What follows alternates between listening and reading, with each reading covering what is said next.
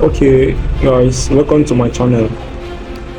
This is how you can get your bearing using line. You can see the line. I've already plotted the job, but I wanted to check the right bearing. It's not correct, so I need to change the unit. So it needs to be clockwise, because I think that's the problem. See, this is what you need to check before you start plotting your job most times. This thing I plotted it somewhere, then I pasted it here. So you can see now it's correct. Let's just check it. And now you can see this is the correct bearing. This is the actual bearing of that line from the point to the last one. So that's the name, and this is how you can change your bearing. Okay,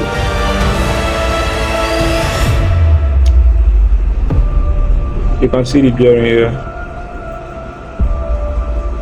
You can still do this in the next line, but you can see the bearing, you can see the distance, you can see everything you want to see here. You can see the bearing. This is the correct bearing of the land. So that's how it is.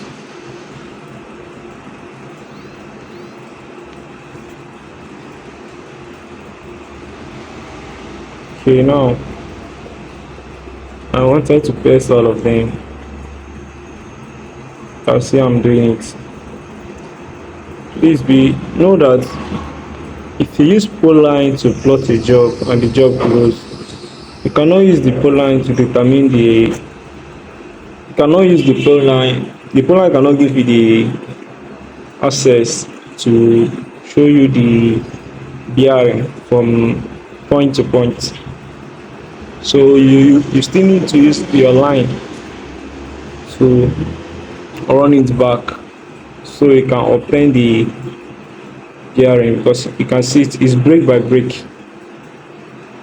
It's break by break. You can only give me bearing of this side, then I'll go to the next one and tap the area and tap the line before you can show me the bearing. So this is how it is.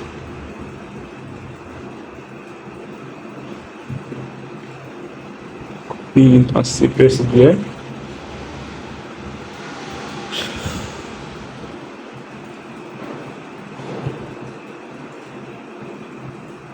So thank you for watching my video. See you on the next one.